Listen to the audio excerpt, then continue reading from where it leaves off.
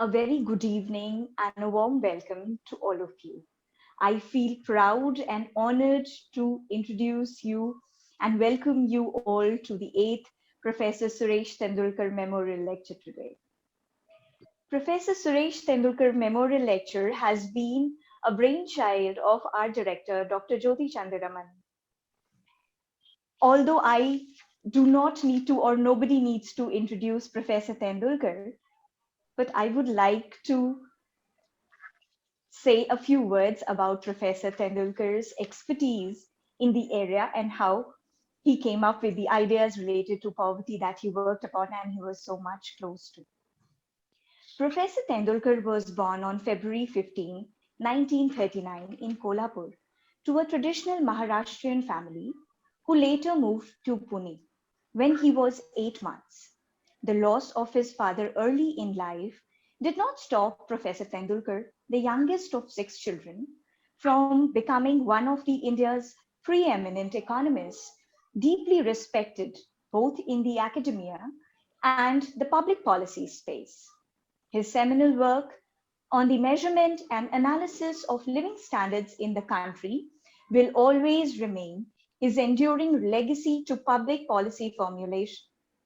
A defining feature of Professor Tendulkar's life as a professional economist was his deep sensitivity to poverty and commitment to data-based research to understand poverty.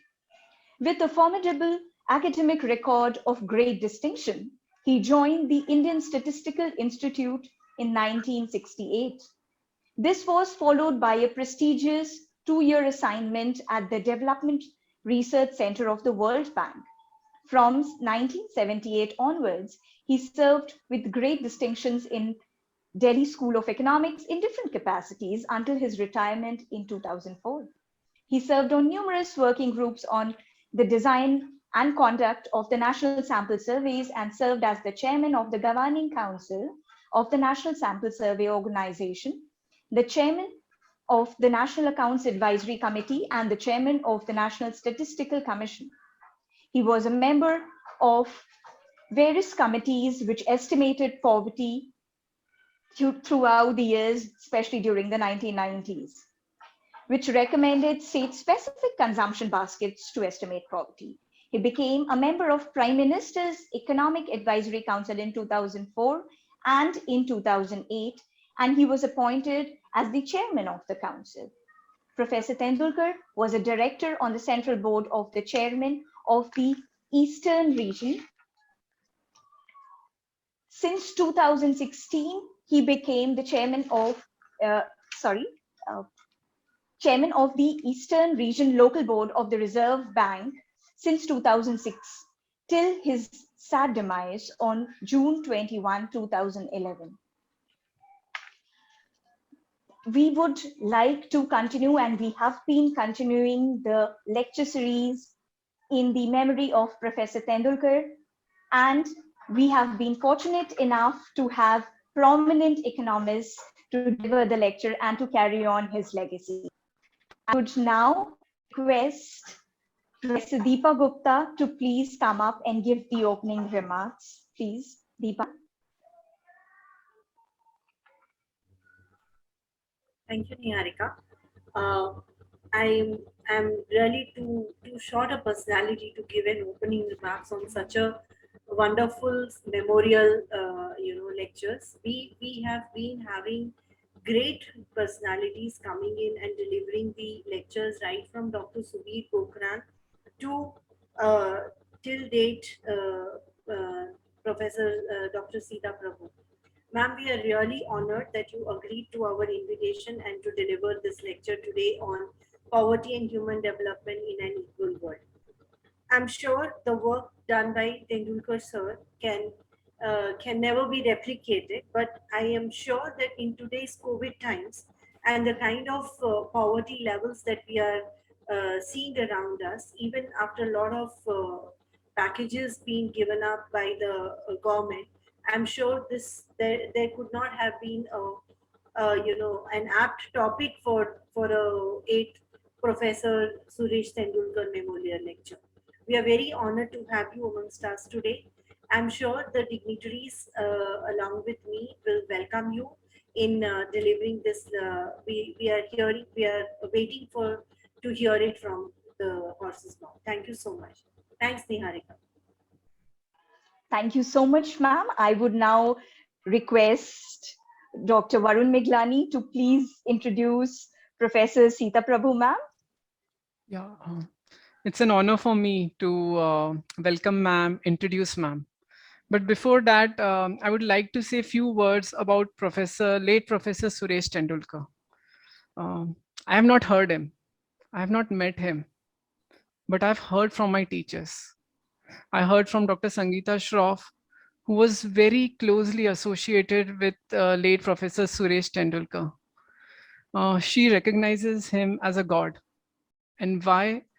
Because she's so much touched by his simplicity and honest, as an honest person he was.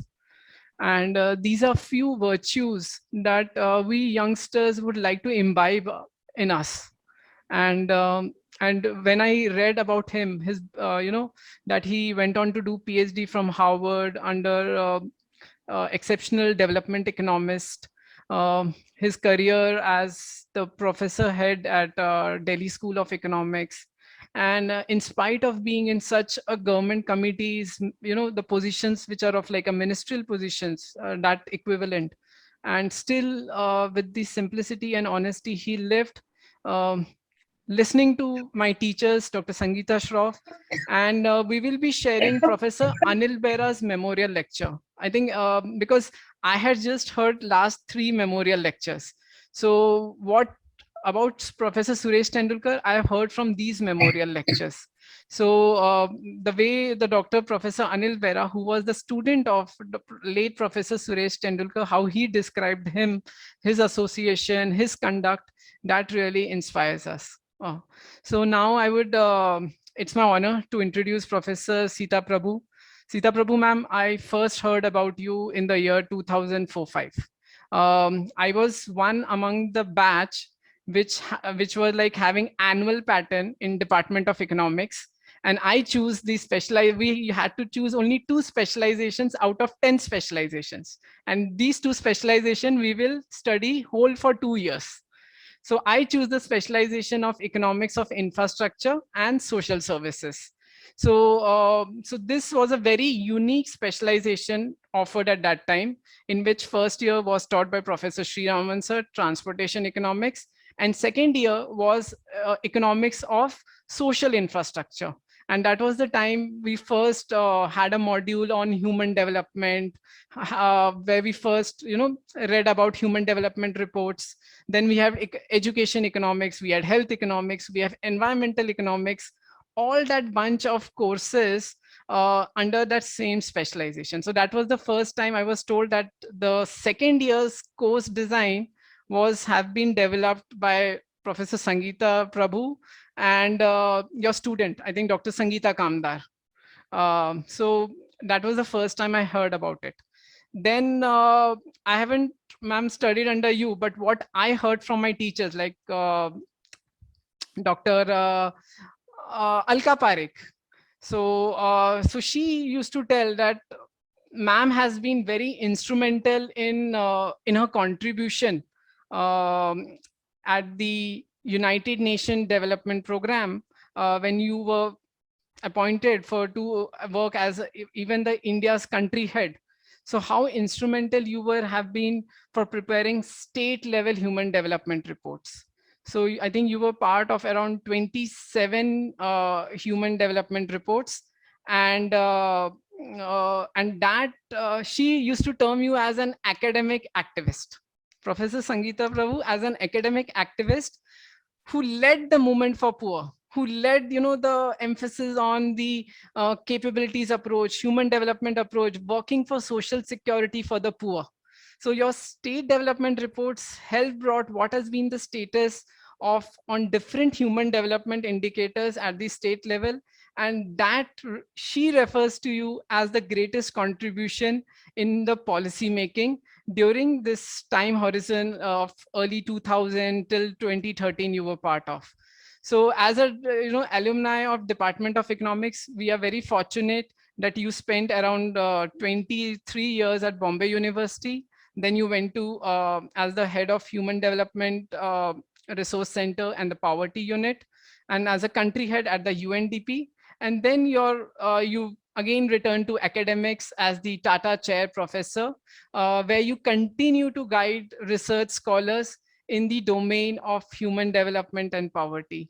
And we are very fortunate, ma'am, to have you to speak on the topic of poverty and human development in an unequal world. So, ma'am, it's an honor for us, and on behalf of all the gathering here, we welcome you and we look forward to hear you and get us more enriched on this important topic of human development and poverty.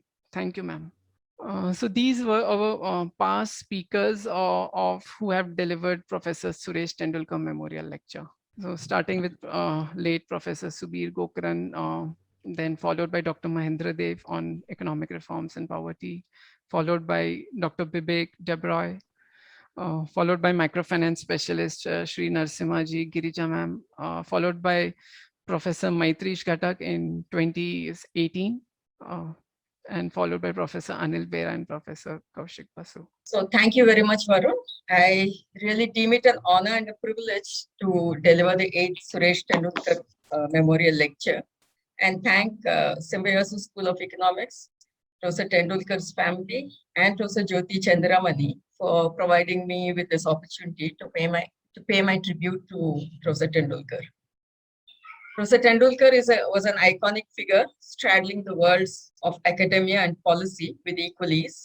His work on poverty measurement is widely acclaimed, and every time we use the Tendulkar poverty line, we, as it were, pay homage to his keen intellect, his concern for the downtrodden, his unstinting dedication to his chosen path. While I did not have the opportunity either to be his student or his colleague, I greatly admired and valued the opportunities that I had in New Delhi to listen to him. The rigor of his analysis, the thoroughness of his empirical work, and the exactness of his presentations, along with his simple and humble demeanor, left an indelible mark on me. His cautious and careful interpretation of empirical data is also something that is much needed in today's world, and I will have some reflections of my own on this subject during the course of my lecture.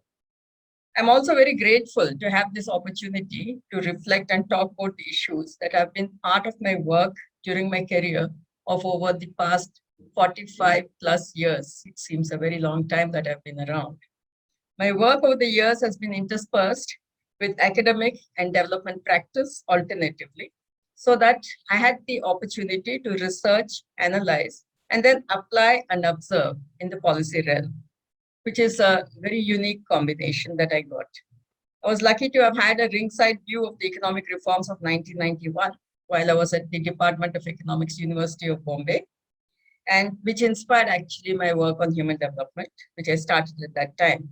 And then when I went to the UNDP in the year 2000, just as the Millennium Development Goals were initiated, it gave me again a view, both at the national level and at the state level, as to how the implementation of these international goals would actually take place, and also gave me an opportunity to interact with many colleagues from the Asia Pacific region and understand in greater detail the development experience of those countries as well. When I left UNDP on superannuation and returned to Mumbai, I was invited by Professor Parashuraman to join Tata Institute of Social Sciences as a Tata Chair Professor, and simultaneously almost, I got a unique opportunity to lead the Prime Minister's Rural Development Fellows Program that was being implemented by the TISS for the Ministry of Rural Development, Government of India, in 111 of India's most conflict-affected districts. By 2015, the era of SDGs had begun, and with this, I was also associated with the task of localization of SDGs in the backward districts of Maharashtra at the taluka level. So right from the national, state, district, and taluka level, I've had opportunities of observing. I've not been an activist in the sense of work on the ground, but I've been, as Alka has kindly described, as an academic activist looking at the issues at the state, district, and local levels. And it is from these experiences that I would like to reflect on certain aspects of poverty and human development today. The topic is vast and could be overwhelming, and there is already a surfeit of literature on the subject. Poverty and human development have generally been seen as different realms. The debates and discussions have generally been in separate, distinct groups, and so is the case with poverty and inequality. It is to the credit of Professor Amartya Sen to have integrated philosophy and economics within the capabilities framework, and in the process brought back ethical values into development. His question on inequalities of what set out a lively debate on how unfreedoms and poverty can be interpreted from the lens of capabilities rather than from only a material viewpoint. As I would like to look at an integrated aspects of poverty, inequality, and human development in today's lecture. The second aspect that I would like to highlight is the implications of the lack of due diligence and care in the interpretation of empirical evidence. And this is an aspect that was particularly emphasized by Professor Tendulkar also. I would like the young students and scholars in the audience to specially note this, as economics is a powerful science, and being a social science, wrong analysis and interpretations have the potential to affect millions of people adversely. It is with this in view that I first review the global situation and then focus on India. I believe that India has the potential of lifting many more people out of deprivation and destitution than has been done so far, provided the policies are revamped and we recognize the challenges and act towards creating a powerful impact. India's performance is important, not only for the sake of its own people, but also because whether the world will be able to achieve the sustainable development goals very much depends on what India does and how India performs. I have a presentation. I will share the screen now and I will quickly run through the slides. I will not dwell on each of these. The details will be there for anyone who would want to take a look at them.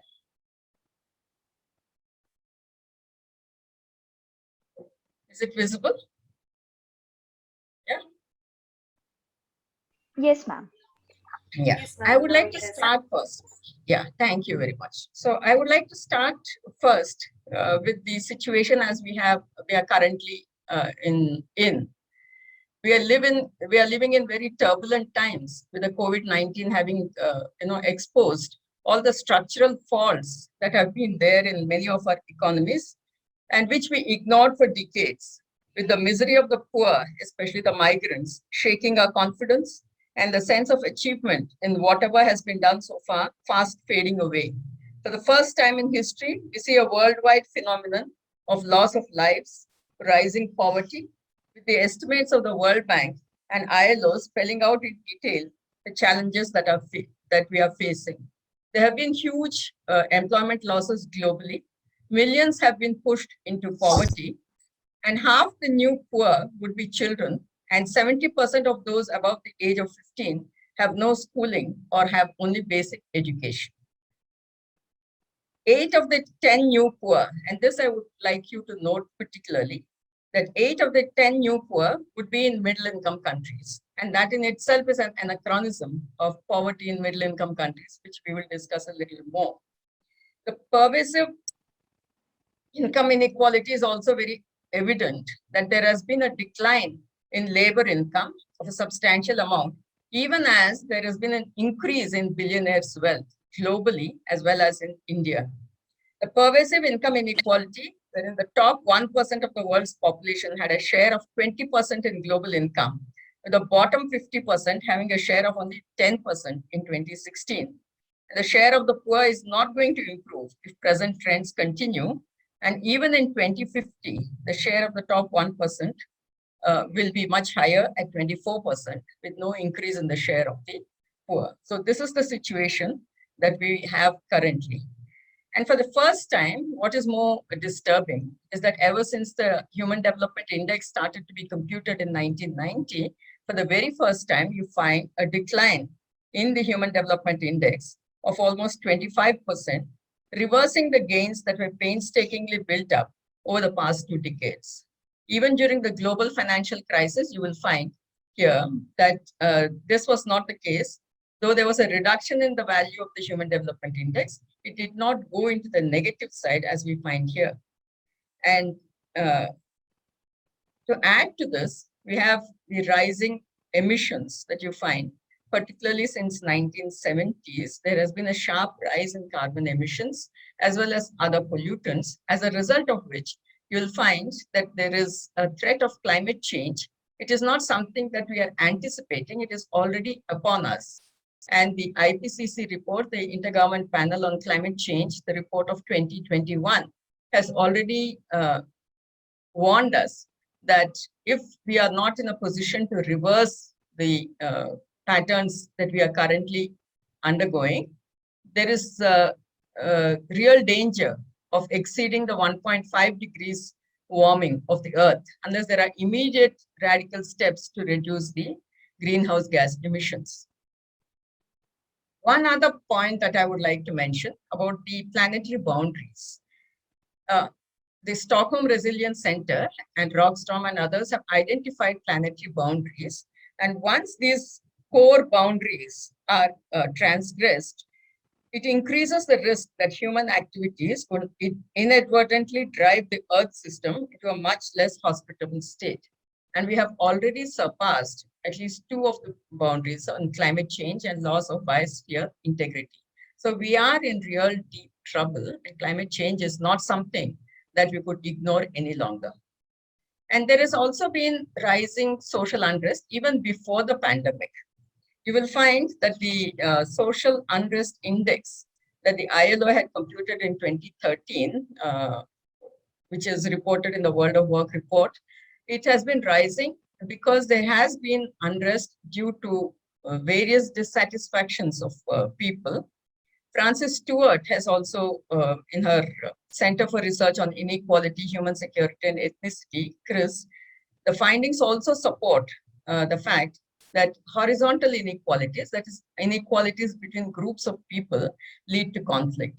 A very interesting study by Mancini in 2008, which uses district level data to examine the connection between group inequalities and incidents of conflict in the districts of Indonesia, finds that inequality across groups in child mortality rates and its change over time are positively and significantly associated with the occurrence of deadly ethno-communal violence. So it is some of the human development indicators and inequalities in them that do take this situation. The quote from Joseph Stiglitz is revealing, and a weakened democracy, diminishing sense of justice, and all these are other effects that come from a high inequality. The question is, how did we arrive at this type of development? I mean, this is a very interesting question that we need to ask ourselves. Was it a deliberate thing? Was it a failure of prediction? Was it that we actually wanted this type of development? Surely not. Was it a mistake? Was it something that we had not anticipated?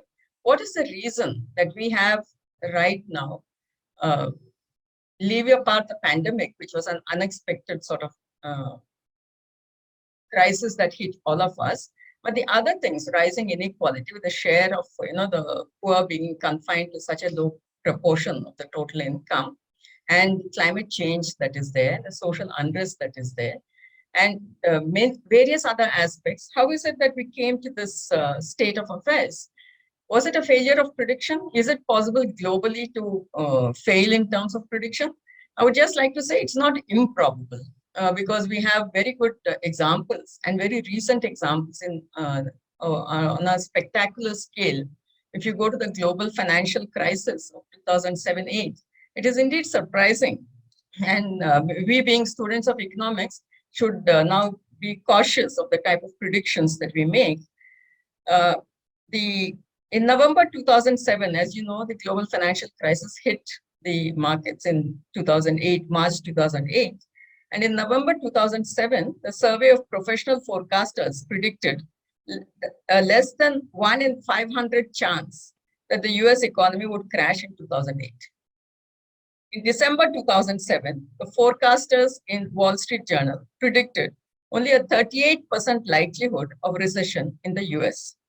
Very few economists could see the crash coming in March 2008. The reasons for this are beyond the scope of this lecture, but they are very interesting reasons. Only Raghuram Rajan and Joseph Stiglitz were among the few who anticipated such a thing, and they attributed it to inequality. Now, why did we come here? I think the set of beliefs, it's not a failure of prediction actually. I would say that it is due to deliberate choices made by the bulk of policymakers, guided by what we call expert opinion. Like it or not, economists among the social sciences occupy a privileged position as advisors to various think tanks and governments. And the belief systems that we nurture and take with us can affect deeply the policy choices that governments can make.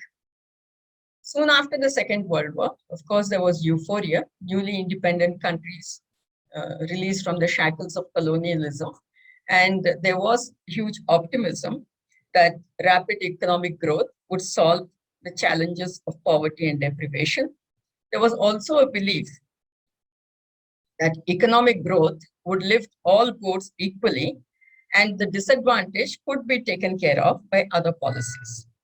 The belief was aided by faith in two phenomena, the trickle-down hypothesis and the Kuznets conjecture. Please note that I do not call it a Kuznets hypothesis, and you will see the reasons why I do not call it that way.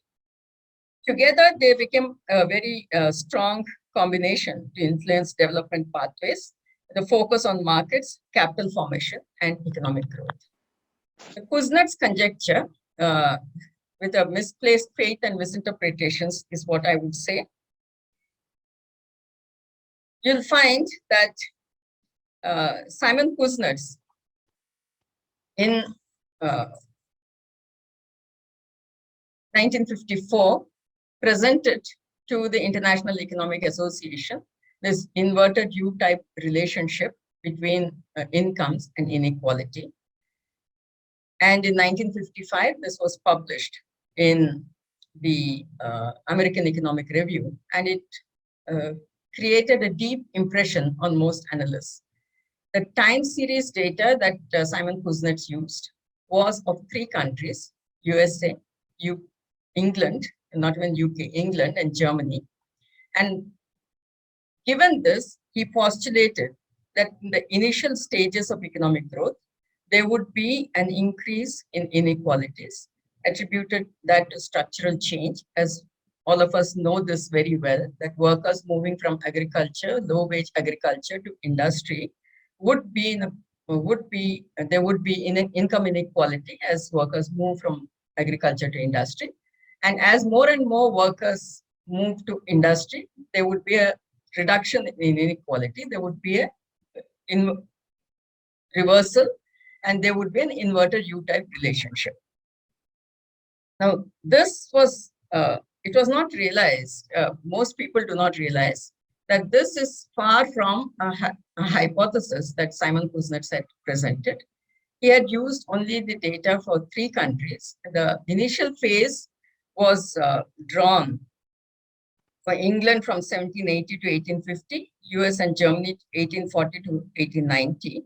And the falling phase was had a period of 2 world wars and 1 Great Depression. So the decline in incomes of the top percentiles would largely be due to the depression due to the world wars, as well as the Great Depression, and also due to the redistributive measures that were taken up, more of taxation on wealth to mop up resources for funding the wars. So this was a very peculiar and very specialized situation that was there during the specific period. He himself has said at the end of the paper, when he presented it in the published paper, he says, "I'm acutely conscious of the meagerness of the reliable information that is presented, and paper is perhaps 5% empirical information and 95% speculation, and some of it tainted by wishful thinking." More importantly, Kuznets also recognized that the condition in underdeveloped countries would be very different He also concedes that income inequalities in underdeveloped countries may widen, and the rising inequalities may result in pressures and conflicts that require drastic changes in social and political organization. However, most of the analysts chose to ignore these nuances and applied what they call the Kuznets hypothesis indiscriminately to all situations. And the political regime was also found it very convenient to believe in the Kuznets hypothesis, as redistribution is a painful as well as a painstaking measure to undertake, and only a few countries were in a position to adopt it. Recently, much of the empirical work has shown how the Kuznets curve is not empirically valid in many situations. You have a large amount of literature on this, and there's been a resurgence of literature in recent times. But just to cite a sample, you'll find Milanovic. He attributed the downturn in the Kuznets curve to economic structure, to political institutions, Acemoglu to political factors and institutional transformations that during that century, which were crucial for inequality decline. And he also said that the political regime had to resort to redistributive measures due to pressure from labor unions, because labor was all mobilized in the urban centers. Now, Piketty has said there are specific factors that are peculiar to that time, and the holders of capital were hit hard during the 1914 to 45 period due to the World War's Great Depression and inflation, and top income shares fell. Deepak Nair has also attributed initial conditions, institutions, and government policy to be playing a very important role. So all in all, there seemed to have been an overly hyped belief in the Kuznets hypothesis. And most governments tended to believe that income inequality is not an issue that we needed to tackle right away, but it can be tackled after we grow enough, and there should be something to redistribute only when you have adequate incomes. Now, the Kuznets influence, it did not stop with only income. It also went to the environmental sphere. And since we're discussing climate change, I would like to bring this to your notice, that what has made things worse is that we applied the Kuznets conjecture to the environmental sphere, with the environmental Kuznets curve making its appearance during the 1990s. The Grossman and Kruger in 1991 proposed this relationship based on their study of ambient measurements of pollutants, SO2, fine smoke, suspended particles, and so on, in cities across the world. It was supported by the World Bank and presented in its 1992 World Development Report, a very influential report, as you know, and it led to a spate of literature examining the veracity of this relationship. The EKC hypothesis, like the original Kuznets hypothesis, proposes an inverted U-shaped relationship between per capita income and environmental pollution, and presents an optimistic picture of the future by claiming that in the long run, there will be a downward trend in environmental pollution. Now, environmental sustainability, further, to add to this, there is a notion of sustainability. There's a strong notion of sustainability. There's a strong sustainability notion and a weak sustainability notion. The weak sustainability notion assumes that natural and physical capital can be substituted for each other, whereas the strong sustainability notion recognizes the necessity for critical natural capital, and it also emphasizes the environmental rights of the present and the future generations. Obviously and conveniently, most analysts chose the notion of weak sustainability, and that added fuel to the already raging fire. In addition, we have the positive rates of discount. Ramsay in 1928, Harrod in 1948, and Solow in 1974 were against the use of positive discount rates because they called it ethically indefensible, as it encourages rapacity. Despite these warnings of not to use a positive rate of discount because it discounts the future generations and accords much higher priority to the current consumption of the present generation.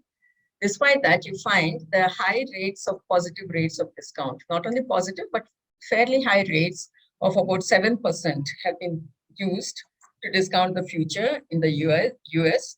The UK uses a 3.5% discount rate, which is lower than that of the US, but still a positive rate. This is for a 30-year period and 3% for over 30 years. And in India, you'll find that the recommended rate was 8% for general economic projects and 6% for environmental projects. So the actions that have been based on the EKC, the weak sustainability notion, and the positive rate of discount have led to situations where now human activities are responsible for approximately more than 1 degree warming since 1850 to 1900. So there is the UNDP 2020 report, in fact, says that right now we have the advent of the age of the Anthropocene, which is where the man's or human beings' actions will have a huge impact on the environment. It's no longer natural forces leading our activities, but human activities that will be determining what happens to nature. So given this type of decisions that we have made and the deliberate choices, I would emphasize the fact that these are choices and it is not an accident. It is perhaps a choice without much scrutiny, without much of diligence, because we did take, even when the scholars themselves have been warning us that these are not very empirically sound conclusions, we were in a hurry to adopt them because it suited our exigencies or our political beliefs. Now, the important part is that all of this is going to be played out largely in the arena of the middle-income countries. And you will find that the middle-income countries now account for 62% of the world's poor. I mean, this is a strange anachronism in itself. And this itself tells you that the trickle-down hypothesis has really not worked, because we were told that the poor would be largely confined would be found in the poor and low-income countries, whereas here we find that the middle-income countries, which means that their incomes have grown, but they have not been able to sort out their issues of poverty. Now, there is also a discussion, though not so much in the recent past, of a middle-income trap, which is a situation into which a middle-income country falls into economic stagnations and becomes unable to advance its economy to a high-income level for reasons specific to the middle-income countries. Varying reasons have been given of various explanations: inability to achieve structural transformation and rise in minimum wages, reducing the competitiveness of exports and high unemployment rates, rising income inequality, inadequate access to secondary education, lack of a diversified export structure, etc., etc. But the main point is that as countries grow in terms of per capita income, they have not been able to resolve the development challenges of poverty, undernutrition, education, and so on. And it is largely a capability inequality trap that they get into with inadequate human capabilities, because the type of capabilities that have brought the low-income country to a middle-income status, and the requirements are much higher when the country has to move from middle-income status to a high-income status. And there are countries which have the type of capabilities, the knowledge, the higher value addition that is required at that stage requires very a wide base of capabilities of the workers. And also it requires that technology be adopted and innovation be the driving force for all the processes. Therefore, you find that many countries, particularly in Latin America, Brazil, Mexico, are typical examples, Colombia, they're stuck in this middle income category for decades, maybe 50 years, 60 years. And Sri Lanka is supposed to be there for 34 years.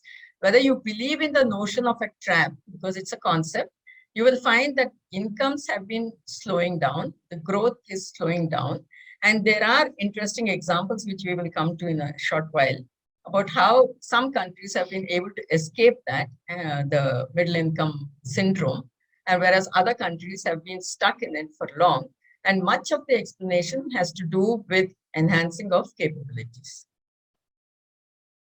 We had examined the relationship between income inequality and human development, which needs particular attention because largely we look at income inequality and Gini coefficient of per capita income and Gini coefficient, but do not always look at the relationship between Gini coefficient and the Human Development Index. This is what we did in our book, Human Development in an Unequal World. And we find very interesting, this is a cross-section data across about 190 countries. And we find that countries with a high Human Development Index are definitely associated with lower income inequality. The segment A to C is the worst that you will find because it's a high Gini coefficient, which means high inequality, and a low Human Development Index. And these are all countries that are bunched here: Sudan, Ethiopia, Syria, Haiti, and so on. C to D is the best case, as I said, low Gini and high HDI, Netherlands, Australia, South Korea, Norway, and so on. The B to C segment is a very interesting segment that you will find. The varying outcomes, medium Human Development Index, and a medium Gini, 0.4 to 0.6. These are where the middle income countries are largely situated: India, Indonesia, Bangladesh, Mexico, and so on. And these are the countries which, along with the A to B and this A, B, and C, these are countries where you will find a capability inequality trap operating to a greater extent. Now, I will just present, sorry for the table, I normally don't like to present data in tables, but just as a quick glance on human development across countries, you'll find that very interesting examples of Bangladesh, for example, with a very low with only 60% of the income of India in 1990, has managed to double its Human Development Index value. The rate of growth of HDI has been the fastest among the countries that we have presented here. And Bangladesh per cap, the life expectancy is much higher than that of India, 72.6 years, whereas India's is 69.7. And it also has higher mean years of schooling and lower gender inequality. Another bunch of countries that you could see here is Mexico, South Korea, and Brazil, in which you will find that South Korea, despite its having high levels of human development in 1990, had increased it further, and its inequality in Human Development Index is much lower at 11%. The other countries, India, Bangladesh, Mexico, Brazil, all have very high losses due to inequality in the Human Development Index. That is, the Human Development Index is an average attainments, which is what it indicates. When you adjust it for inequality, which is called an Inequality Adjusted Human Development Index, that is computed and presented in the Human Development Reports every year. And we had done some exercise for Indian states, but we are not getting into those details now. You will find that there is a very high rate loss in the Human Development Index due to inequality. And this is what we need to look at rather than take only the HDI value at all times. And for India, what is surprising is that the inequality loss due to inequality is much higher in the education dimension as compared to the income dimension. We are forever focusing on the income inequalities, but here you find, if you look deeper, you'll find that education inequality is the most sort of powerful inequality here. There are other inequalities that you need to look at. I will not dwell on these. We are all aware that the female labor force participation rates are low and declining in our country. And you also find that the window of demographic dividend is only available in low income and low Human Development Index states. So the issue of capabilities and the loss due to inequality in the human development attainments is a real challenge that we need to look at. I'm just presenting these income inequality measures just for a quick glance. You will find that at the national level, you will find that top 1% have a 30% share in the consumption expenditure. The bottom 50% have a share of 10% or less. And in terms of, this is in consumption expenditure, if we were to look at incomes, it would be much higher, as the Human Development Survey, India Human Development Survey data reveal. And in terms of wealth, the inequalities are even more stark, with the top 1% of the households claiming a share of 45% in 2019, which clearly points to the uneven distribution of gains from economic growth. The situation is likely to have, deteriorated during the pandemic. The wealth of Indian billionaires during the pandemic increased by 35%. And whereas the jobs that were lost, out of 122 million who lost their jobs, 75%, which accounts for about 92 million jobs, were lost in the informal sector. And a survey by the Indian Social Studies Trust found that among those who could retain their jobs, 83% of the women workers faced severe income drop. 66% of the respondents also experienced an increase in unpaid care work, and 36% reported an increased burden of child and elderly care work during this period, which many of us have been experiencing. I will now come to the poverty situation in India, and I will not dwell much on the estimates, but because I need to go quickly to the other aspects.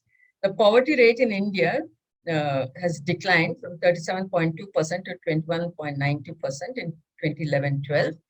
I'm not looking at the national poverty line estimates, because after 2011-12, there have not been, the NSS data are not available, and the PLFS data that is available has some issues regarding the estimates. And so I'm going straight to the World Bank estimates for 2017. And the World Bank in 2018 had defined the poverty for low-income countries at 1.90, and for middle-income countries, a level of $3.20 a day. When you look at this, you'll find that at $1.90 a day, India's poverty rate seems to be 10.4%. And the voluntary national report that is submitted under the SDGs to the United Nations by the NITI Aayog does say that the SDG 1, which is on having poverty, has been met. So India is supposed to be on track for the poverty rate, for meeting the target on poverty. And that is as per the 1.9 national poverty line, which is, and even by the World Bank poverty line, you find that the estimate, the poverty is on track. But the real challenge that I would like to point out is that when you take $3.20 a day, which is actually the appropriate poverty line for middle income countries, unless we want to, sort of compare ourselves with the very poor income countries, low income countries like Haiti, Somalia, Burkina Faso, Afghanistan, Sudan, and so on, which are the ones which for whom the $1.90 a day poverty line would apply. If it's a middle income country, and since 2007, India has been a lower middle income country, then $3.20 a day is what would be applicable, because in the middle income countries are expected not only to reduce extreme poverty, but to do a little more than that. Now, the population under this is 581 million. And the gap between these two estimates, so even if people were to somehow cross the mythical extreme poverty line of $1.90 a day, it is not that they are better off, and they are just hovering around the poverty line. And this $3.20 a day is not a very extravagant poverty line, because recent estimates of Lancet diet, which have been given as a sustainable diet given the constraints on the planet. For rural India, the estimate ranges between $3 to $5 per person per day in terms of consumption requirements. And this is therefore not a very extravagant poverty line that we are looking at. And here you find that there's a huge number of people, 441 million. And if you were to take into account the COVID situation, it would be much, much higher, that we would have about 450 to 500 million people under the poverty line. And this is a huge magnitude of poverty. So it's the elephant in the room. It is not residual poverty. It is not transient poverty that will go away. It is core poverty. About half the people. You please remember the bottom 50% had only 10% share in the consumption expenditure in the income inequality chart that we saw earlier. And here you find almost, 400 to 450 to 500 million people who could be considered poor if you were to use the 3.20 day poverty line. More importantly, as you can see, this is the population of entire USA and Japan put together. It is not some small amount that can be hidden somewhere. It's the elephant in the room. When you look at the SDG 2, you don't have to go very far to see how little this poverty line on being on track on poverty means. Because the very next SDG, which is on zero hunger, you find India has been doing very poorly on this. The Global Hunger Index marks India at 94 out of 107 countries, whereas Bangladesh is at 75, much better than that of India. The prevalence of stunting in children below 5 years of age is very high at 31% in 2018-20. And the NFHS 5, more disturbingly, of 2019-20 has indicated that 16 of the 22 states surveyed recorded an increase in underweight and severely wasted children under 5. So on the hunger front, on the undernutrition front, we are on a very weak footing, whereas we still can consider ourselves technically to have been on track for the poverty SDG 1. I would like to now come to the topic on social sectors and macroeconomic policy, because this is what we need to look at if you want to reduce the deprivation and destitution across the sectors in education, health, nutrition, and incomes. Now, there is no standard definition on social sectors that you will find. Everyone uses the term generally to refer to education, health, and so on. But we have defined long back on social sectors are defined as those that provide social security, wherein social security is taken in the broader sense to include both promotional and protective social security. The Beveridge Committee report in 1942 had defined social security as freedom from want. The Atlantic Charter on Social Security in 1941 considered social security as a means to relieve want and destitution. Now, Barbara Harris White in 1999 on ill fare in India defined social sector as comprising poverty reduction interventions, health, education, nutrition, social assistance, and social welfare. So we I look at social security as an approach to social sectors, and it encompasses both improvements in endowments, incomes, exchange entitlements, and as well as social consumption. Another aspect that I would like to point out here that we had mentioned in our book as well is that what we consider the social services, social sectors that enhance basic capabilities of individuals are to be considered public goods. Now, you cannot really leave this to the private sector, and these, from the Musgravian point of view, the goods and services that enhance basic capabilities should also be considered merit goods, and basic social services, which we consider as merit goods, the provision should be through public means or public provisioning. Now, what are basic capabilities can change from time to time. Elementary education is considered a basic capability, but with the lockdown and digital technology taking over, computer education can also be considered as a basic skill. Over time, these categories will change, and at higher levels of human development, some of the basic goods for which we argue that public provisioning is required may turn to private goods. But in the face of unequal capabilities in a situation, defining an ideal model of commodity sets can be challenging, and this is where discretion is required to see which are the capabilities we define as basic, which need to be provided by the state as an entitlement. And over time, as the situation changes, then this can also continue to change. Basic education may be the first stage, then there may be secondary education. As in the new education policy, we recognize that universal secondary education is important. So it will change. It's a dynamic concept. It is not a static concept. Now, I present here as capsule, in capsule form, what we consider essential for social sectors. There are equity and sustainability will be the core values that define social sectors. And there are three conditions and we consider sustainability is nothing but intergenerational equity. So actually, it's only equity in both intragenerational and intergenerational equity. Now, look at an enabling legal framework. That's an absolute must to ensure that there is justice and there is equal entitlements, for, particularly for the disadvantaged. Second, we also look at the political commitment, the inner circle here, political commitment and a long-term vision for the social sectors, because the outcomes in the social sectors take a very long time to be fulfilled.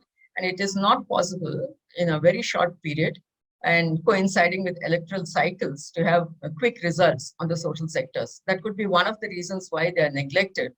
More so the health, which is diseases averted rather than schools built or teachers appointed. So you do find a neglect of health sometimes due to this long-term impact that is forthcoming. And a third is, I think, important, redefining the social contract. What is the values? What does the state and society agree upon? How do we define what are the values that govern us? And in recent times, the question of values and ethics have taken a background, receded to the background. We just take a minute to digress here and remind ourselves that economics started its journey as a branch of ethics until later Jeremy Bentham, for examples, and the initial works were all on the moral requirements for legislation. And these types of ethical considerations have been completely given a go by as the engineering branch of economics sort of overtook the traditional economics and its moorings to ethics. And we have confined ethical considerations to a branch called welfare economics, where it is compartmentalized, and rest of economics doesn't seem to bother about ethical considerations at all. Till Professor Amartya Sen brought back the ethics into the development arena. And it is very important because the view of an individual pursuing self-interest was not the view with which we started off. We started off with a view where an individual's values and values would be shaped by that of society. Whereas now, pursuit of self-interest seems to be the overwhelming value. And that has led us to many other repercussions that we have seen. Going back to the diagram, we find that three other things. Outer circle, you'll find people's participation, which is going to be much more challenging in unequal societies. To ensure that in a stratified society like us, it will be much more difficult. But without people's participation, it is not possible to arrive at a social contract. It is not possible to ensure implementation of a effective manner. And you also have socio-cultural institutions which need to be conducive to enhancing capabilities. Gender inequality is something that is pervasive and that does not allow women to pursue the lives that they desire or to make the choices that they want. Similarly, there are caste and class considerations. So institutions need to be changed, and that will require much social persuasion and affirmative state action. Without affirmative state action, it will not be possible to fulfill the type of social sector policies that we have. There are many examples of affirmative state action. I can say that in my own experience in Maharashtra and Tamil Nadu, you'll find that in Tamil Nadu, the programs on child nutrition, on midday meal scheme that were initiated long ago, there is a huge political commitment to it. And therefore, even at the bureaucratic level, you'll find much better implementation. But we will come to issues of implementation very shortly. I have now sum up in a sense in 4 stylized facts using some empirical evidence as to what are the requirements for a successful poverty and social sector policy. What is it that we need to do in order to, we have discussed so far, what is it that is wrong with the policies? What is it that is wrong with the situation?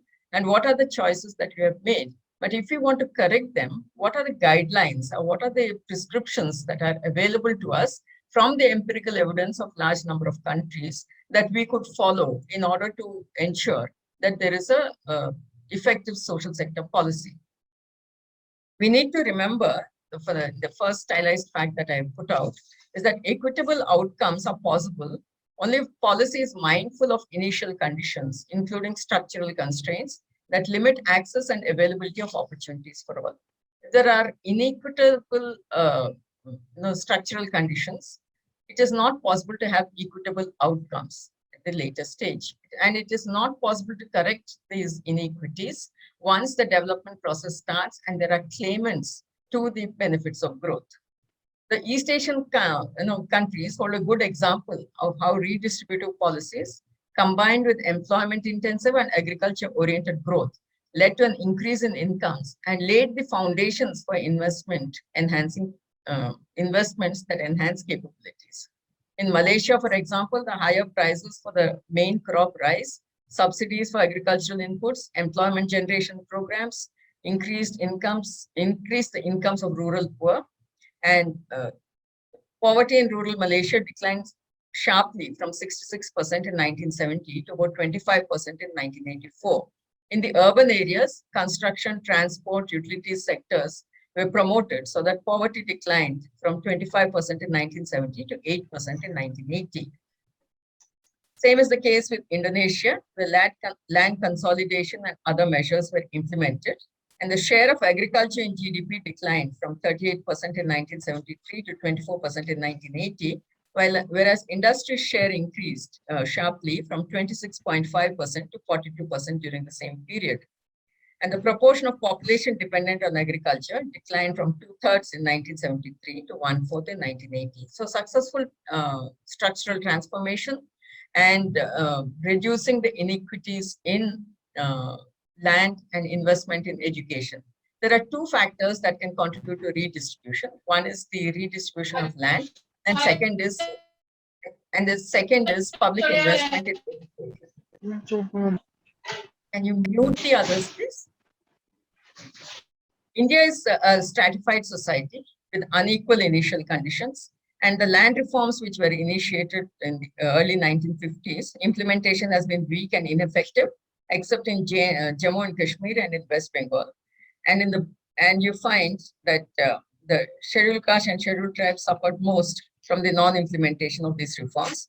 And even as land reforms were not implemented, the access to common property resources became increasingly difficult, and almost 90 million tribals are dependent on forests for fodder, fuel, honey, timber, and so on.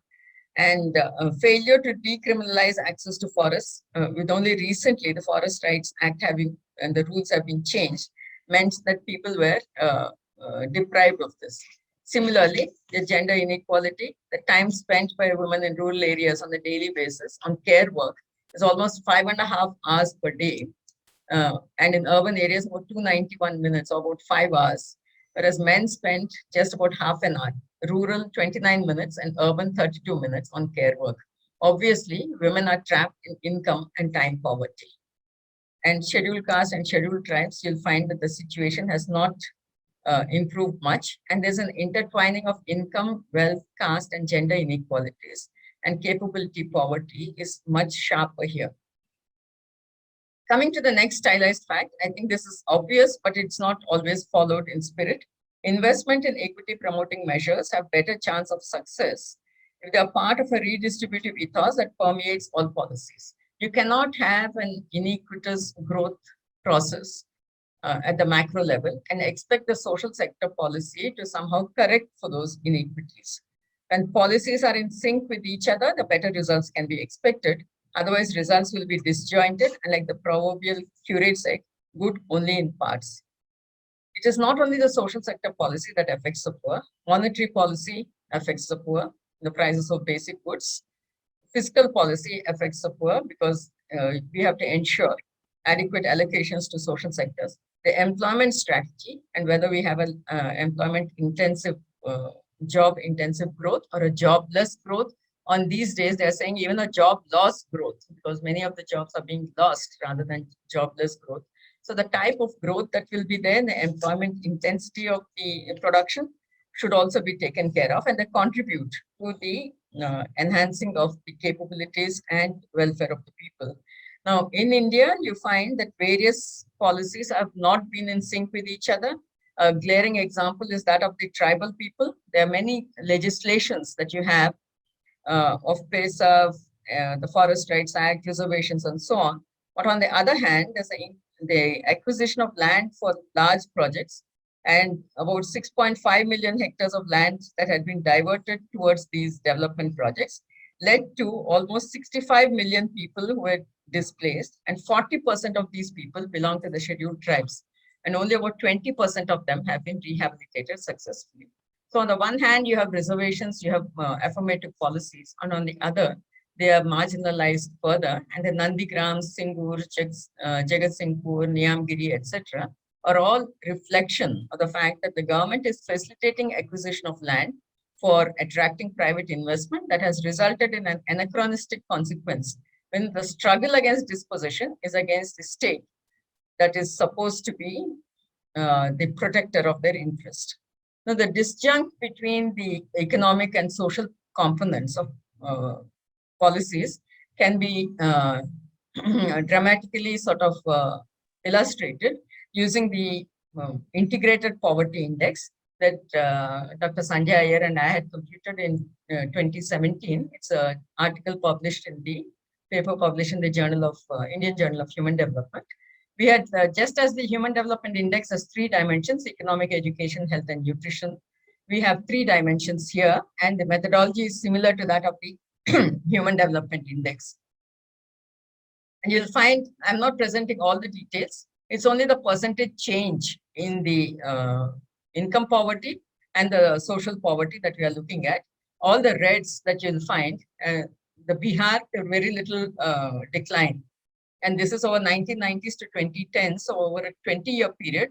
It's an index, remember, it's not an indicator, but nonetheless, there's a very little decline in most states in the social poverty as compared to the economic poverty. So while the income poverty has been going down, the deprivation in education, health, nutrition has not gone down to the same extent.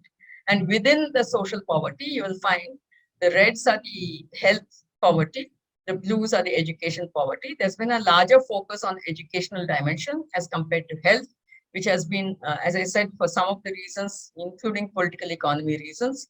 I also believe that the more conspicuous an initiative is, and it can get you electoral gains, the higher is the possibility of it being implemented.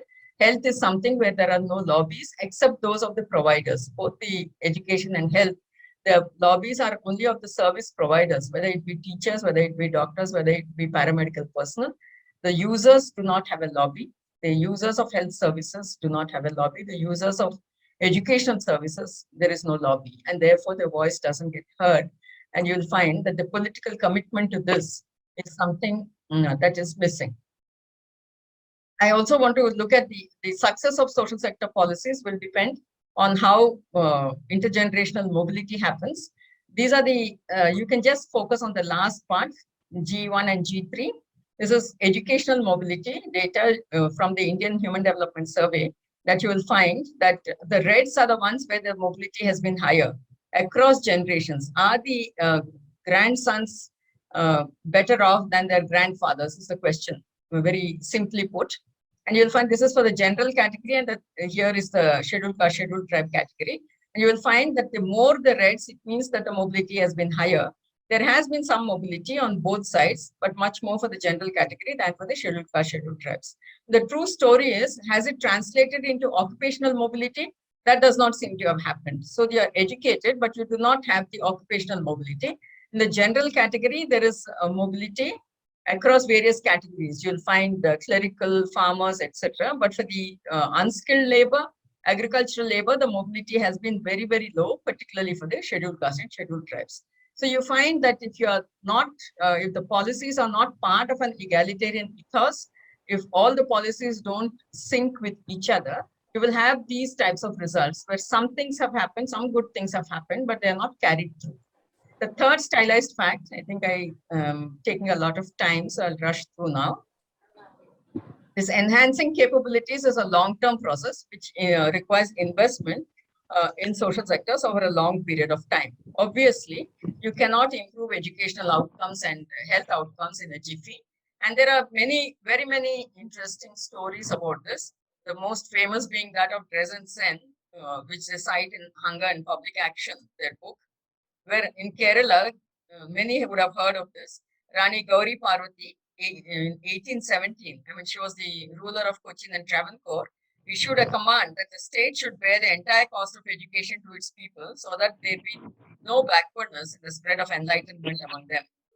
So there's a wide educational base in Kerala, seems to have had an impact on other aspects of life as well. In fact, in all those countries which have achieved rapid growth in the recent past, have had a solid foundation of education up to the secondary level. Now, and there's a stark contrast between South Korea and Mexico. Please remember, Mexico is a country that had been stuck in the middle income trap, whereas South Korea had progressed much faster. You will find that the per capita income of South Korea in 1962 was merely $87, whereas that of Mexico was $3,000. The per capita income in 2005, the South Korean income increased from $87 in 1962 to $13,000 in 2005, a spectacular increase that you will find. Whereas for Mexico, the increase was from $3,000 to $6,000.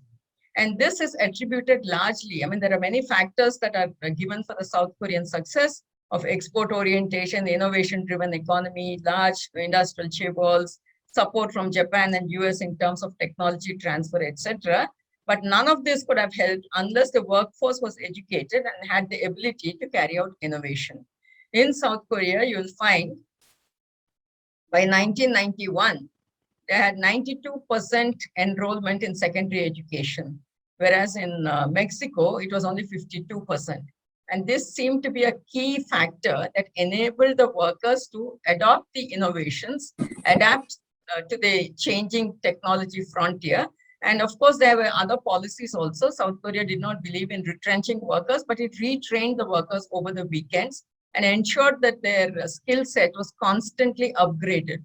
And there is also a very high value that is placed on education in Korean society. So all these seem to have helped. And in India, I'm afraid that the public investment in education has been low. The 6% GDP we have been talking about for decades, and for people like me, we have been talking about it since 1990s, about the 6% Kothari Committee recommendations, and I don't think it will happen in my lifetime. And health has been hovering at very low rates as well. And now with the COVID-19, I think a long disruption of schooling, it has risked the doubling of out-of-school children, especially among the poor, as only 4% of the rural households had a computer and less than 15% of rural households had an internet connection. So this is going to increase further. The last, these are about the Korea part, which I have explained in any case. The stylized track 4, various sectors that contribute to the enhancement of social opportunities and freedoms must be addressed in an integrated manner to reap the benefits of synergies generated. I cannot overemphasize this, because horizontal coordination is a must for effective service delivery. The conditional cash transfer schemes in Brazil and Mexico have integrated the schemes, the initiatives on education, health, nutrition, and have achieved considerable success because the transfers provided to people were based on conditions such as minimum attendance in schools by children, immunization of children, etc., and is considered a huge success in poverty alleviation. We have also had internal successes. The PMRDF initiative in Sarguja in Chhattisgarh, where we had one of our fellows, Divya Gupta, who had converged for 28 schemes of 21 departments with a clear priority on providing basic entitlements to women, particularly women farmers who were till then treated as women laborers. I mean, the importance of this is that it was achieved within the existing administrative system. So it is not impossible to achieve that coordination, provided a person is at it continuously and interacts and acts as a catalyst at the district level. More on this in the discussion part. Then there are a plethora of schemes at the taluka level. In our Maharashtra experience, we found that the number of schemes that are there are huge. There are as many as 450 schemes at the taluka level, and on an average, about 15 schemes that are supposed to benefit a household level. With so many schemes and each one of them with the benefits, distributed, it is impossible to keep track, and the staff is burdened with record keeping and attention drawn away from implementation. You just take a quick look at this graph where I'm showing the social security transfers and its impact on poverty alleviation, you'll find that in India, it is extremely low, from 22% to 19.2, whereas in Brazil and all other G20 countries, it's much sharper. So if you have transfers, then you must, social sector programs, then you must ensure that there are substantial amount to reduce poverty and not just a token amount. And with so many schemes, that doesn't seem to get us anywhere. To the last part of what I want to say, that what is wrong with India's social sector policy, I think we have many piecemeal, vertical, beneficiary-oriented, targeted approaches. These are numerous schemes without coordination. The ownership of the people is completely missing. And with this, we get largely what we get is culmination outcomes, not comprehensive outcomes. Well, this is Professor Amartya Sen's terminology. What we mean by culmination outcomes is what we have got in poverty. When poverty target has been achieved, but deprivation has not gone, and people have not really come out with better incomes and better capabilities. The typical example that is given of fertility reduction in China and in Kerala. In China, it was by a diktat, fertility reduced, but it's not as if it enhanced people's freedoms. Whereas in Kerala, it was through, the route was through female literacy, which is much more lasting and sustainable. And I also want to mention briefly about missing indicators. Indicators, I mean, as the Stiglitz-Fitosi-Sen Commission had argued, we measure what we value. Now, we do not seem to value poverty, inequality, quality of education, quality of health at the district level or even at the state level. You find very little data on the state level. We had NSS data, which is giving estimates, but there is a central and state sample which could be pooled to provide district level estimates of poverty, which does not happen in most cases. And so we do not have essential data on poverty. We do not have essential data on income. We do not have essential data on the quality of services that are imparted. And now much more importantly on climate change. Many of the indicators on climate change, while indicators have been formulated, there is no data on them because the data system is geared towards very different dimensions of economic growth related indicators and not towards the social dimensions. And there is this very huge problem of empty indicators. Indicators are those that indicate by definition, but indicators that we now have, because the processes are not followed, they're truncated, vertical, target-oriented, beneficiary-oriented approaches. What is the terminology we use? We use the term intervention, target, beneficiary, everything top-down. Now, we have the indicator like life expectancy, which is supposed to be an indicator of long and healthy life. Now, we have long lives thanks to the initiative of reducing infant mortality through a vertical program, but by no means are lives healthy now.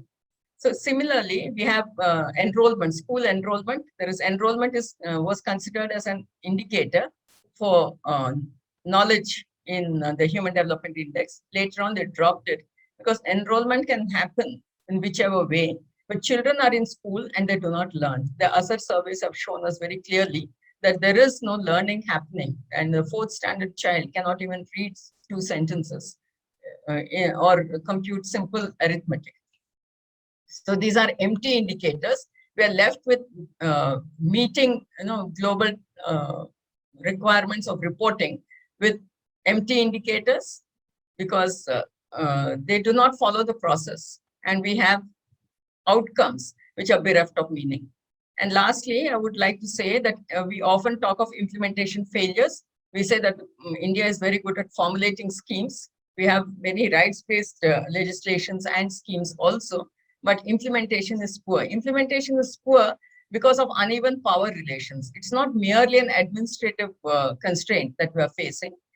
And as Kohli has pointed out, the ability of the Indian state to implement redistributive reform is very limited. And societies with excessive inequality are generally found to have poor governance. And neither the political interest nor the bureaucracy views decentralization as a priority because no one wants to give away power. So these things taken together, the power nexus at the rural level, stifle, as they've stifled the land reform implementation, they also stifle the implementation of various other programs.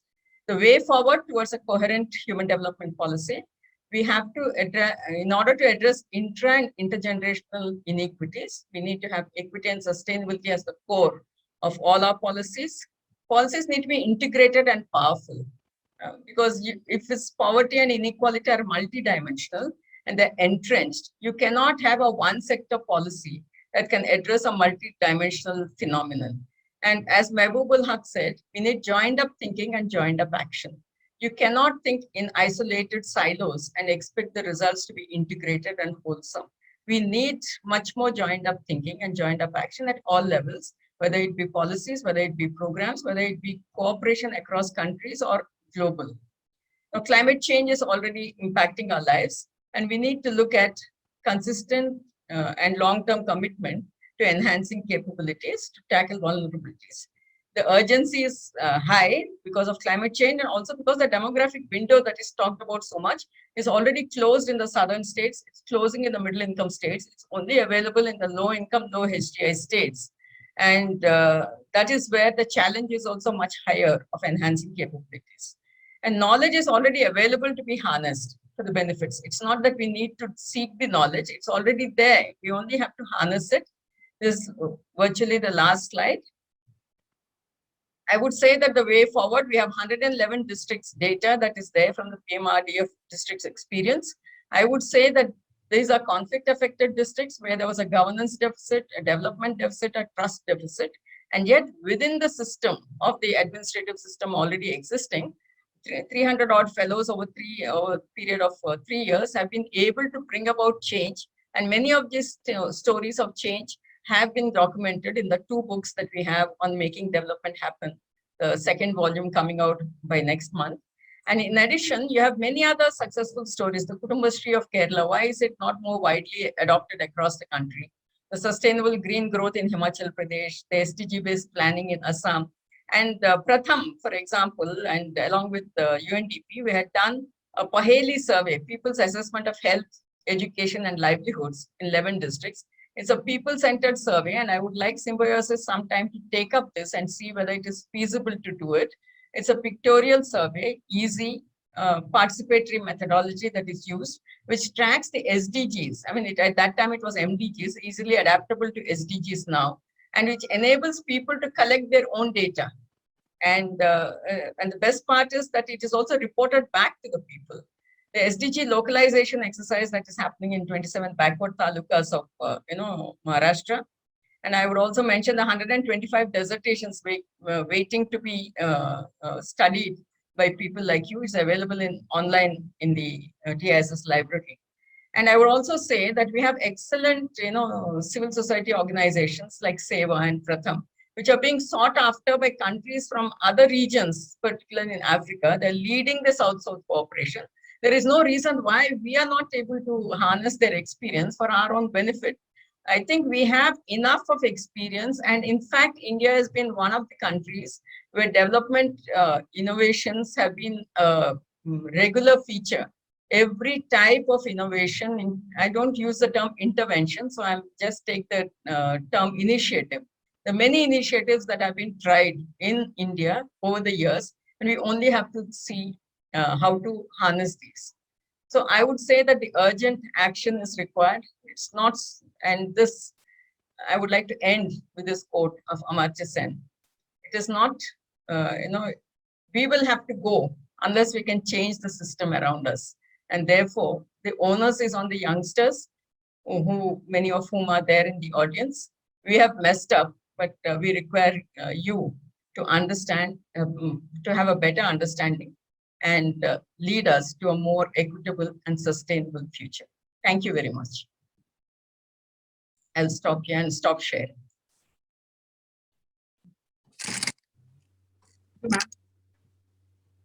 Bharatji, would you be taking questions? Yes, ma'am. Yes, ma'am. I have received, ma'am, few questions. So, Sita, ma'am, if your permission, maybe we can ask first shall we start the Q&A, ma'am? Yeah, we shall start. Yes. I was only saying that wisdom is not my monopoly. There are many in the audience who can also contribute, and we could actually have a virtual discussion here rather than, Q&A is welcome. I will answer what I can. But I also request the other participants, many of whom, there are quite a few of my friends, colleagues, and experts, scholars in this audience. I would request them to jump in with their perspectives because this unique opportunity may not present itself again. True. Absolutely true. Dr. Sita, brilliant, comprehensive, overview. And you've really touched upon a lot. I can see Rohini ma'am also here. Rohini, welcome to the talk. So lovely discussion platform. Over to you, Varun, without further delay. Yeah. Virisha, can you unmute yourself? Virisha? Yeah, you are unmuted. Virisha is the PhD scholar from Institute of Social and Economic Change, Bangalore. Virisha, you can ask your comment or you can ask your question.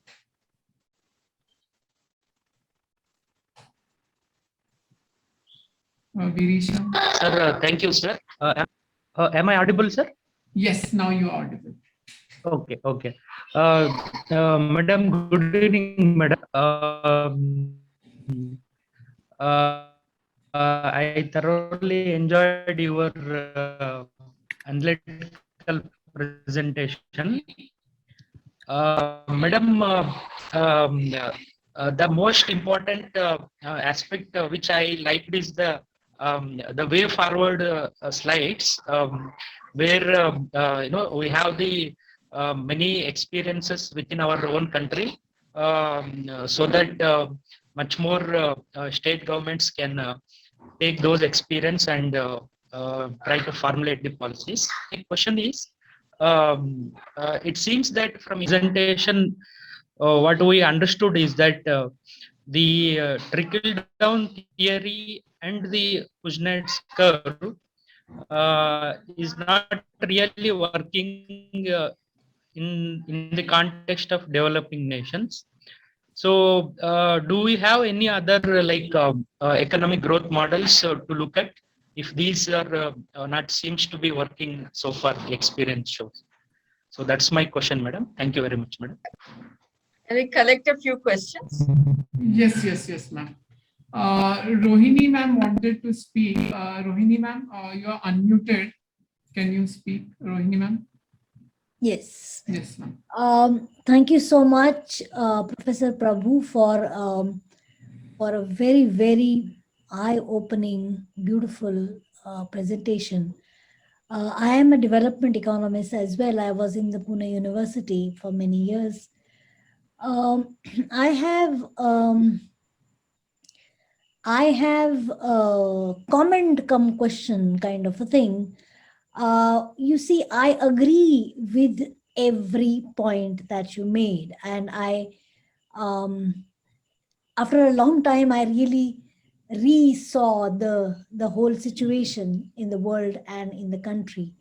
Now, the thought that came to me is that for years now in our country, I don't seem to see the political will, either at the center or at various state levels, to actually take a human development approach to improve education, to improve gender inequality, to improve not just the SC/STs, but also the Muslims and the other minorities. You see, economists who have or have not theories, don't you think they are so dependent on the politicians who run the country and who may or may not take their suggestions? Okay, I got your point. Yeah, One more and then I can answer. Yes. Actually, Dr. Ranjan Das had the question. He wanted, more clarification or explanation on association between HDI and inequality. So, and another further up question which he had is, there was a slide on educational poverty and health poverty. So if you could discuss more about, what were the component of educational poverty and health poverty? Okay, let me answer the third question first, because that deals more with the empirical part and the methodology. We had put up a slide. I did not dwell on it. I did not show it for long enough. we had the indicators that were put up, used in the computation of the categories. The poverty in the economic dimension was percentage of population below the poverty line. In the education dimension, we had taken adult illiteracy and percentage of school dropout rate. And the health and nutrition dimension is under 5 mortality rate and malnourishment that was used. And the methodology was similar to that of HDI. And this is published in the Indian Journal of Human Development. You may wish to look it up for greater details, because much more details are available at the state level, and there's also elasticities that we have given for we are short of time, so I didn't want to dwell into each of the papers that I've done. Now, the question of political will and taking a human development approach, I agree with you completely, Rohini, about this point, that it is the political will, that is commitment, that is missing. When there was a time, since I can reflect a little bit more on my own experience in UNDP, when we were doing these human development reports, there was a time when the chief ministers of various states were enthusiastic about it. And one of them, in fact, had even faced a no confidence motion in the legislature, state legislature, because when the human development situation is so bad, the question was, how is it that you are responsible and therefore you should resign? So there used to be political debates, as Amartya Sen says, I keep quoting him, that there has to be public reasoning and there has to be public debate. And without such public debate, it is impossible for us to build up a consensus or put pressure on the politicians to do things. And now we do not even have a national vision. I mean, in a sense, the directive principles of state policy provide a broad vision, but the planning mechanism did provide some direction and thrust to our goals. Whereas here, now we do not have. In fact, there were competitive preparation of human development reports. I had this exhilarating experience across, and I'll just give you one example of Chhattisgarh, which I'm very fond of, and my students and others, colleagues who are attending may pardon me for repeating this ad nauseum at every forum. But the Chhattisgarh Human Development Report, it was a newly formed state from Madhya Pradesh. There was no data for the district level analysis. They embarked, and it was a state that came up because of people's demands and action. They embarked on a process which is truly remarkable. For 17,000 villages, village reports were prepared. And for each preparation of each report, there were 2 facilitators, one male and one female. And at the village level, the village questionnaire had 3 parts. One is the history of the village. Second is what is it that the people aspire their village to be in the future. So their dreams, their aspirations of what they want to see as development. And the third part, and the most remarkable part, is what are they willing to contribute and what do they expect the government to provide to them. So these 17,000 reports, 2,000 more were prepared, 19,000 were prepared, 2,000 were lost due to the Naxalites sort of destroying them. But these 17,000 reports were brought together into 16 district reports by teams of up to 40 people, comprising NGOs, representatives of NGOs, government officers, and so on. And that was then consolidated into the state report. Much of the people got sensitized to their own issues, developmental issues, and they had a chance to voice what is it that they want as development in their own states. So this process, I attribute much of the success in Chhattisgarh, whether it be in educational outcomes or whether it be in PDS, to this original process where people were asked and people participated in what development means to them.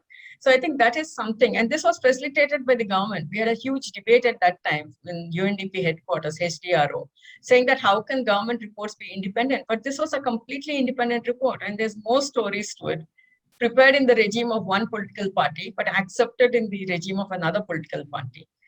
And prepared by a politician in a sense, and accepted by the other party. And this is something completely unprecedented. And this is only because of the strength of the process. It also won an award in the global competition on excellence in the preparation of process of preparation of the HDRs. These are the types of process. Someone asked me whether there's an alternative economic model. Well, this can form an alternative economic model. And the East Asian countries have shown how this can be done. It's not I mean, you have to evolve your own model. You can't just copy from others. But without people's participation, without asking them, and without a consensus, as I said, there has to be a social contract. And this notion of a social contract is now gone missing. There's only an imposition from above of what type of development that is visualized. And then participation, what does participation mean? I decide, you participate, whether it's in a program, whether it's in anything. So these things don't work. It has to be organic. It has to be an enthusiasm. It has to be something collective. And then it will be sustainable. It will work. And the economic model that I look forward to is something where there's a consensus on the basic values that we want to pursue. Is it equity, sustainability? Is it economic growth is only a means, and enhancing people's capabilities is the end. If we were to realize this, and every state, every district, and it has to be local, it cannot be at the aggregate level at all. It has to be even at the taluka level, I would say, because there are huge variations even within the district. And many studies have come up recently, the latest on Lancet on child undernutrition, which shows that enormous variations within even district in Jharkhand, where there's such variation from village to village. So we have to go local. We have, and there are no low-hanging fruits that you can pluck now. There's a hard work of understanding the situation at the local level, adapting the practices and innovations to that level. And that is what the PMRDF, the Prime Minister's Rural Development Fellows Program, has taught me. With a facilitator at the district level, understanding the situation with empathy can make a change and act as a catalyst for change. Sorry, I've taken more time. Yeah. Ma'am, our PhD scholar, Zaika, who's from Afghanistan, so she has a question on the economic poverty and social poverty. So if you could elaborate difference conceptually, what components that way. I mean, it always goes to the index, and that's why I'm very wary of putting an index out. Every time you present an index, all attention goes to an index. We are so enamored of it. See, we are looking at, and the paper is available in the Indian Journal of Human Development. We can give you the reference. And I'll put out a slide also. If you get the opportunity, you can please take the slide. And Dr. Sanjay Iyer, who is the lead author on that, is also present. She can explain. But basically, the dimensions for education, illiteracy and percentage of school dropout. And for the health and nutrition dimension, for health and nutrition, we have taken under 5 mortality rate and malnourishment of undernourishment of children below 3 years of age. So the standard indicators from official sources, we were keen that this should be computed periodically and from the official data rather than from specialized data. Okay, rather than from specialized data or specialized surveys, which only come from time to time. The ISDS survey was very good, provided detailed data, but it's not periodic data, and it's not what the government of India takes up on a regular basis. So we have huge problems. I mean, I can give another 2-hour talk on the data and the measurement issues, which are absolutely critical, but which are beyond the scope of this lecture. Anaga ma'am, you had a question. Ma'am, I had a question for you related to the slide on Kundu and Sen data that you shared for 2021. Yeah. You mentioned that the process is very long. So what timeline are you talking about when you said that the process is long? I don't know what, I mean, I just answer you straight away. Yeah. This is all based on the ISDS data. Most of these studies are based on the ISDS data. This was the latest that had appeared, so I used this. There are other studies that also the Motiram had done early on educational, intergenerational mobility. There are other studies that are available on intergenerational mobility. But because of the data issues, most of them are based on the ISDS survey. They had taken the grandfather, father, and son. Okay. From 1921 to, I think, the latest years. So they had taken 3 generations. I can give you the reference for that. It is available. And this particular study, this is by WIDER. You will find it in the WIDER website if you were to look for it. And they had done a detailed study of educational mobility and occupational mobility. Okay. Okay, and this is largely the studies, all these intergenerational mobility generally look at only the males, because the females, there is migration due to marriage and so on. So the grandfather, father, and son, whether there has been a mobility in terms of education. And the last part that I had shown was the grandfather and the grandson, whether in terms of these two generations, had this been a mobility in terms of the types of jobs that they got and the type of education that they'd obtained. And they're very interesting insights that are available in the paper. I would ask you to take a look at it. And there's a lot of work on intergenerational mobility that has come up again. You see, as we face more crises, there is always an opportunity for rethinking. And I think we are into that phase of rethinking and I hope it will lead to a recalibrating of our development strategy. Okay, thank you, ma'am. Ma'am, there were two questions which were very interrelated. It was on gender equity and gender equality. So like women are doing a lot of household work. So here Dr. Joy Deshmukh writes that women tend to work towards education and health of the household and children. Where they are leaders, development outcomes are higher. So, and another question which Freya asked is that whether the women contribution in household work should be accounted in GDP. Yeah, of course. So I think that was Freya, your question. Joy is a good friend. She's a leader in her own right in terms of, as a women leader, as well as in terms of promoting gender equality across. And what she says is right. The leadership positions are important. The power that women wield is important. And whether they're decision makers is also very important. We did not have the opportunity to discuss those aspects much, but obviously women have voice, and if they are able to articulate, the outcomes are much better. You just find, even at the lower levels of capabilities, you'll find that in Bangladesh, the outcomes are much better in terms of development, where they focus largely on women's empowerment. So the results are there for all to see, and it is, and of course, the time use surveys that have been conducted are a first step towards integrating and valuing the work of women and including them in the GDP. I mean, there are some estimates which tell you that if you were to take this into account, GDP of the country would be 25% higher, 30% higher, and so on. There are enough studies on this, and I need not belabor the point anymore. I hope, Freya, this answers your question. Thank you, Dr. Joy, for speaking. I think we are just, our time is up. It's 7:45. Jyoti ma'am, before I propose vote of thanks, remarks from your side. Jyoti ma'am, can you unmute yourself?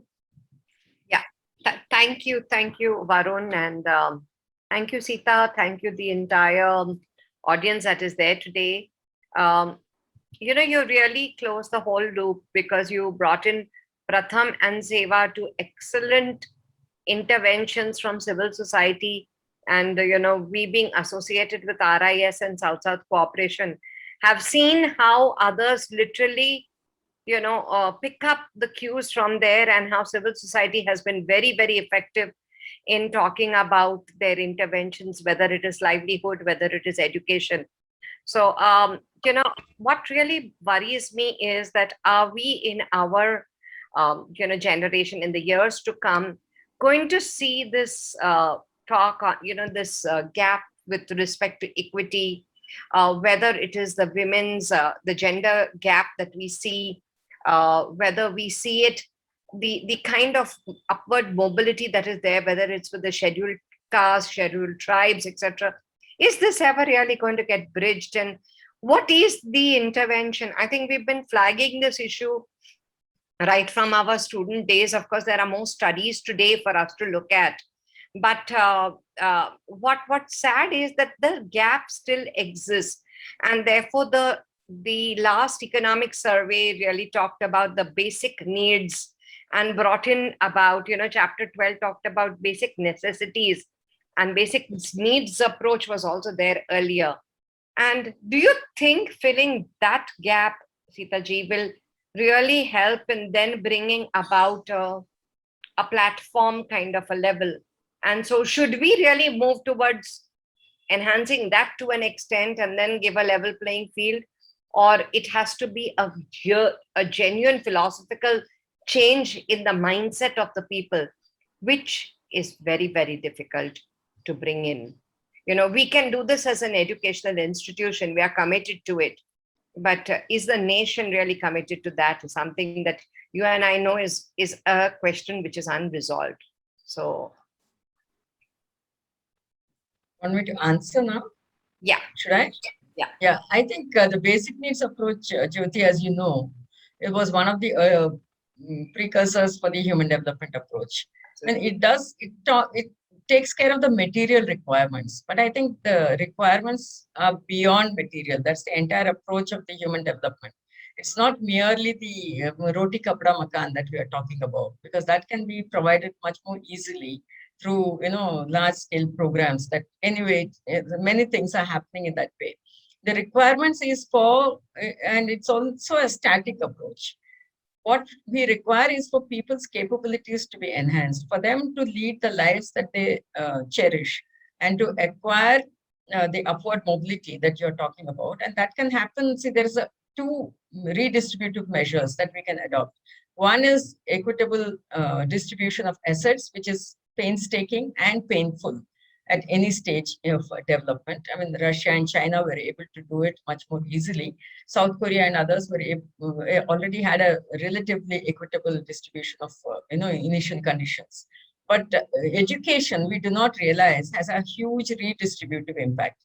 We are not we have not recognized. We look at it as a welfare program, whereas the point of presenting the intergenerational charts here was to show how educational mobility combined with opportunities for gainful employment can actually transform the conditions of people. And if we were to only focus on education, good quality, publicly provided education at up to the secondary level, and once that happens, they leave it to the people to find avenues, and also do not have an iniquitous development strategy, not jobless and job loss growth, but enable more employment intensive sectors to flourish, enable people to lead the lives that they demand, provide them with this basic education and some supportive measures so that they can actually gain in the process. So I don't think just this top-down patronizing provisions will not work. It has to be bottom-up. It has to be suited to the requirements of each local area. Let people articulate what they want to do. And there is enough enthusiasm. You can find, I've found it in these 111 districts in the PMRDF program. People do say what they want. They know what will improve their lives. It is not a one-size-fits-all approach. It has to be localized. It has to be customized. And there has to be a facilitator who will make this happen. And the recent the takeoff from the PMRDF program that we have, the Aspirational Districts program, does realize this. PMRDF ended in 2017. The Aspirational Districts program started in 2018, March 2018. And many of the elements and some of the districts of the PMRDF program are also integrated into the Aspirational Districts program. And convergence is one thing that they're emphasizing a great deal. We do spend a lot of money. There is a lot of schemes that are there. As I told you, 450 schemes at the taluka level, but they do not pull their weight together to deliver to the people.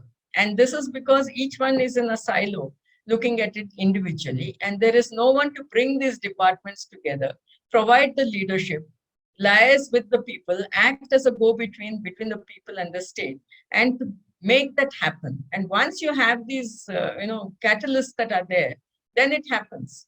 Even in the evaluation of the Aspirational District program that was conducted, this point came up, saying that if there were a catalyst, and why did that come up? Now you have so many chief ministers, fellows, you have various types of fellows who are floating around in the rural areas, drawing their inspiration from the PMRDF program. I would certainly urge all of you to take a look at those, documentation that we have done. It provides some real insights into the functioning. And remember, these are the districts where everything failed. Governance failed, there was a trust deficit because of the insurgency and the Naxalite problem. It includes not only central India, it includes the northeastern districts and Jammu and Kashmir. And some of the stories from Jammu and Kashmir are included in the volumes. We have at least 3 stories from there, which are very inspiring. So I think development change is possible, but only it has to be at the local level. It has to be catalyzed and it has to be customized for the specific regions. 3 things I picked up from here. I've got a wonderful idea which I'm going to put forward because a lot of our students are here. You talked about catalyzed. Okay, you talked about capability building and capacity building. And we have 188 SY BSc students who all are required to do a project. And they come from all over the country. And I think we are going to ask them to do this little bit of a project, which is a part of the semester 4 study, to understand what are the issues that people want so that they understand the principles of democracy, participation, and the development process. I do hope we can take this forward in our own little way as an institution. Please do. You can use a Paheli survey. I'm a great advocate of it. Rukmini will be very happy. Yeah, that would be lovely. We will take little guidance from you, from Rukmini. And, certainly. Yeah. My pleasure. Over to you, Varun. Thank you, everyone. I'd just like to propose vote of thanks. First of all, thank you, Professor Sita Prabhu, for giving us an enlightening and illuminating talk on the subject of this human development. So I think it reminded me of my development economics and human development lectures. And it motivates me, ma'am, to take up, maybe teach one of the courses in development studies at my institute. Thank you very much, ma'am, for taking us through the development path, proposing the path forward. And definitely with a lot of, the citations, the studies which we have cited, it will definitely motivate many researchers in this platform. We would be sharing this video for those who could not join, and maybe it would be used in many teaching institutions at the development studies level. So I would like to thank Sunitra Tendulkar ma'am for joining in for this session, and all your friends, ma'am, all PhD scholars, all teachers, faculty members, researchers, students, for joining us for this 8th Professor Suresh Tendulkar Memorial Lecture. It's an opportunity for us to pay homage to Varun, while you mentioned Sunitra Tendulkar, for the first time, because we've had it, in the virtual mode, we have the other daughter also. We have Sai, who's always been. Also. But we can see Jui. Jui, can we say a namaste to you? Can you put on your video? Then we could say, see you in person. Thank you for being here. And Jui, wonderful that we've had you here this time. Okay. May I also thank all of you for giving me a very patient hearing, for inviting me first, and for doing this an honor to be able to pay my homage to Professor Suresh Tendulkar, whom I admired so much. And thanks to Jyoti for her persuasive skills, and to Varun for the excellent support, and to all the team which has helped me a great deal. It's always a pleasure to be with Symbiosis, even if virtually. And I do look forward to the work being taken forward.